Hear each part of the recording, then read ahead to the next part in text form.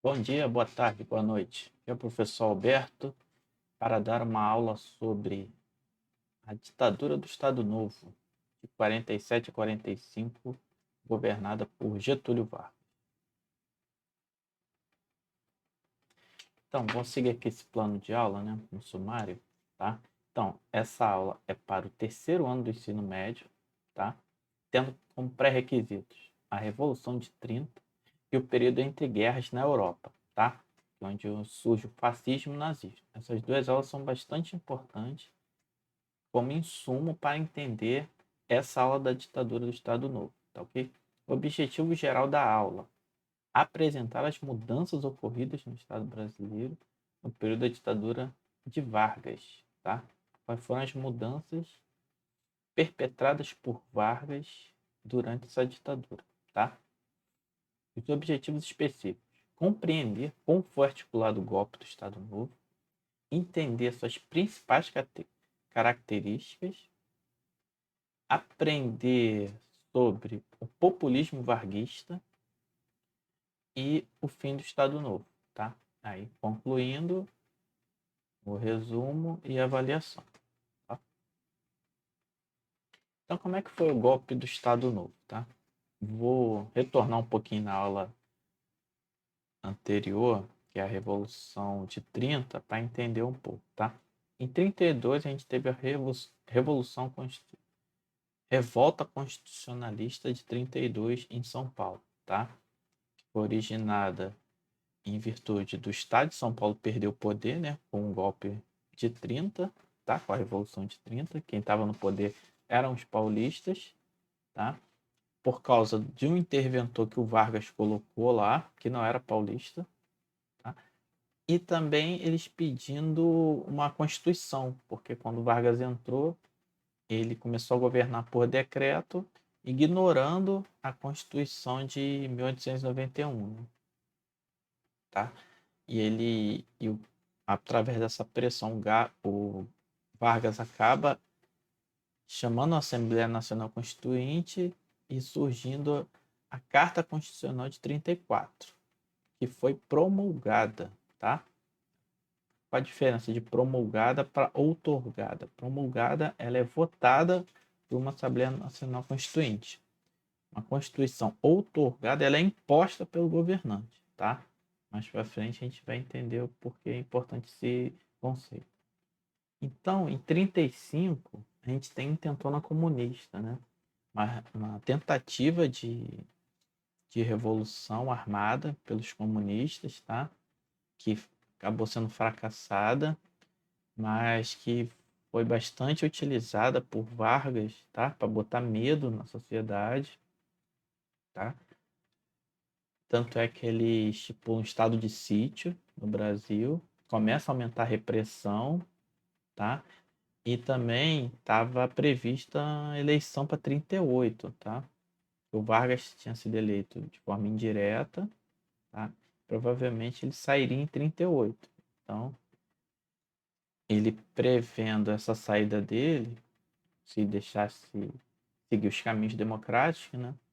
Ele então, aproveitando esse medo comunista no Brasil, ele ele produz um fato fictício, né? Que é o Plano Cohen, que é como se fosse um plano comunista para tomar o poder e transformar o Brasil numa república comunista, tá?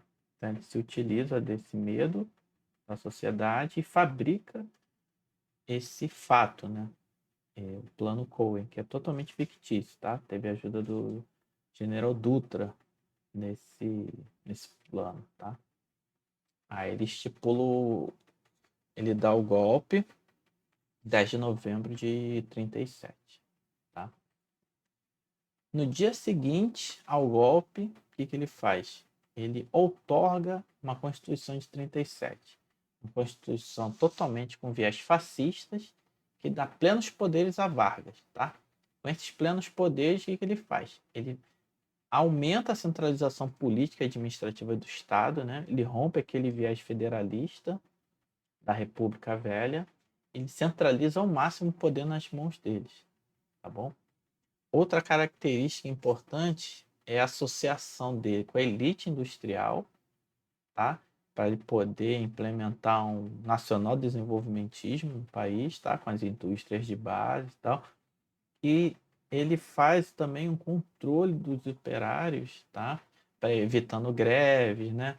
Ele controla essa questão por meio da hierarquização e institucionalização dos sindicatos por meio do Ministério do Trabalho, ok? Então ele consegue mediar essa relação, tá? Dos patrões, né? Principalmente da indústria, com os operários, tá? Só que aqui o viés é totalmente da sociedade urbana, tá bom? A sociedade rural, o Vargas praticamente ignorou essa camada, entendeu? Ele focou mais na parte urbana mesmo, tá? Outra característica foi o controle da comunicação e da imprensa, tá? Ele fazia bastante censura dos seus opositores, né? Por meio do Departamento de Imprensa e Propaganda, criado por ele, o DIP, né? Então ele conseguia controlar os opositores e não deixava essas vozes da oposição se disseminassem, né? Ele fazia um controle disso, reprimindo, com censura, né? E aqui é o populismo varguista, né? Que é o populismo varguista, né? É um conceito que até hoje é utilizado, tá? Que quando um governante ele usa o carisma, né, para poder ganhar o apoio das massas, tá? E manobrar isso a seu favor, tá? Então, é a presença de um Estado controlador das tensões sociais, né? Aquela questão dele controlar os operários por meio dos sindicatos, assume a vontade popular, ou seja, ele dava algumas benesses, né, para os cidadãos, utilizava o 1º de maio também para se promover, para divulgar novos benefícios, né? Tanto é que a CLT nasce desse período, de 1943, tá? Consolidação das leis trabalhistas. Ele usa até um, um documento fascista, né? Como uma referência, né? Para poder fazer essa questão do corporativismo, né? Em cima das leis trabalhistas, tá? Culto à personalidade do governante, isso é muito forte nesse período, né? Ele reforça bastante a imagem dele, tenta associar as camadas mais pobres, os trabalhadores, tá? Isso é direto, né? O ministro do trabalho dele também tinha um programa de rádio que ele ficava martelando isso, né?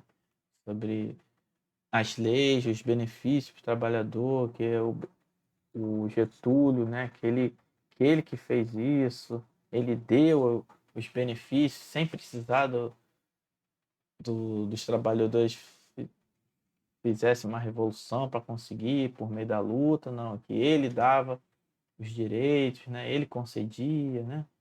Considerado o pai dos pobres, né? Por causa dessa questão, né? Controle sobre a classe trabalhadora, né? Que ele fazia esse controle por meio dos sindicatos, né? E o nacionalismo, né? Que foi bastante reforçado nessa época, né? E tentando se desvincular, né, da dependência dos Estados Unidos, né? Fazer esse jogo dúbio, né, entre as potências do eixo, a potência dos aliados, né, para tentar negociar, conseguir montar, né, uma indústria de base, né? Tanto é que ele conseguiu montar a CSN, né? Participando, né, da Segunda Guerra Mundial, concedendo a construção de uma base aérea em Natal, né, para ficar mais fácil de chegar, né, à Europa ali, a Itália, tá? Aí, mas ficou muito marcado pelo nacionalismo nessa época, tá? E aí a gente chega no como é que começou o fim do Estado Novo, né? Teve a ditadura do fascista e nazista já já em 42, 43, já tinha indícios que não conseguiria ganhar a guerra, tá? O Brasil mandou uma força expedicionária brasileira para lutar na Itália, tá? E aí que surge a contradição da gente estar lutando contra a ditadura, sendo aqui uma ditadura, tá? Aí teve um rompimento do Vargas com Oswaldo Aranha, que é um dos seus principais ministros, e os generais Góes Monteiro, que ajudou o Vargas lá na Revolução de 30, tá? Aí que surge o Manifesto dos Mineiros, tá? Da oligarquia mineira, clamando democracia, tá? Contra a ditadura de Vargas, contra a repressão, tá? Aí, diante dessa pressão, o Vargas meio que ele é obrigado a chamar as eleições para presidente e para uma Assembleia Nacional Constituinte para uma nova Constituição já com para migrar para um período democrático, né? Saindo do regime ditatorial do Vargas. Aí os principais partidos formados para as eleições foram a UDN, União Democrática Nacional, né? Que é formada pelos opositores de Vargas, né? O Partido Social Democrático, que eram formados basicamente pela burocracia do Estado Novo, né? São os interventores, né? Estatais, estaduais do Vargas, tá? E o PTB, que era o Partido Operário, né? Ligado à base sindical, tá? Que daria bastante apoio para o Vargas. E o PCB, que volta à legalidade, estava como ilegal, tá? Ele volta à legalidade nessa época, tá? Então são os principais partidos formados aí para poder, tanto para formar a Assembleia Nacional Constituinte, como para os candidatos para eleição para presidente. Tá bom? E aí nessa mesma época surge um movimento chamado Queremos Getúlio, que aí depois ficou conhecido como queremismo. Eles queriam que o Getúlio continuasse nesse período democrático, tá? Então ele fazia esse jogo dúbio também, na mesma hora que ele fez essa sinalização para uma transição democrática, né? Ele tinha um cronograma, ele estava conduzindo, mas ao mesmo tempo ele estava incentivando esse movimento do queremismo para ele tentar continuar no governo, mesmo no formato democrático, tá? Aí teve um fato que foi interpretado como um possível golpe do Vargas, que foi a nomeação do irmão dele como chefe da polícia do Distrito Federal, que à época era o Rio de Janeiro, tá? E os militares, para evitar isso, esse possível golpe do Vargas, né, um autogolpe, né, para poder continuar no poder, eles depuseram Vargas, tá?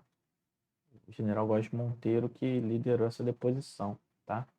Tiraram Vargas para evitar que ele não que interrompesse esse processo, né, democrático que estava ocorrendo, tá? Então, concluindo, né? Então, com o fim do Estado Novo, as eleições são feitas, né? Aí concorre o general Dutra, foi o general de Vargas, contra o brigadeiro Eduardo Gomes, um dos 18 do Forte, né? O Vargas, ele apoia o Dutra, tá? O Dutra acaba ganhando, tá? Ele acaba ganhando essa eleição e chama a Constituição de 46, tá? E ocorre normalmente. Aí ocorre esse período democrático, né, de 46 a 64, que aí ocorre um golpe militar. Então, resumindo, aí tem o período da Revolução de 30 até 37, tá? Que esse período tem a parte do período provisório, que é o Vargas de 30 a 34, que aí tem a Constituição de 34, e de 34 a 37 tem o período constitucional, Vargas é eleito indiretamente, né? E em 37, um pouquinho antes da eleição que iria ter em 38, ele dá o golpe do Estado Novo, tá? Que aí ele vai para, ele radicaliza, tá? Vai para uma repressão forte e começa a implantar começa a mudar o Brasil, né? Começa a implementar as ações que ele acharia correto de tentar tirar um pouco o Brasil de um país rural e industrializar, né? Mas de forma bastante ditatorial, repressiva, tá? E aí ele vai faz isso com viés fascista e depois é deposto já no fim da Segunda Guerra Mundial, ele é deposto também aqui no Brasil, tá? Aí a gente corre para o período democrático. Aí a avaliação, eu fiz um questionário nesse site, tá? Sugiro a todos que vão lá para poder fixar a matéria, tá? Vocês vão respondendo e ele vai dando a resposta na hora. Se você errou, se acertou e explica a resposta correta, tá ok? Obrigado a atenção de todos aí. Um abraço e até breve.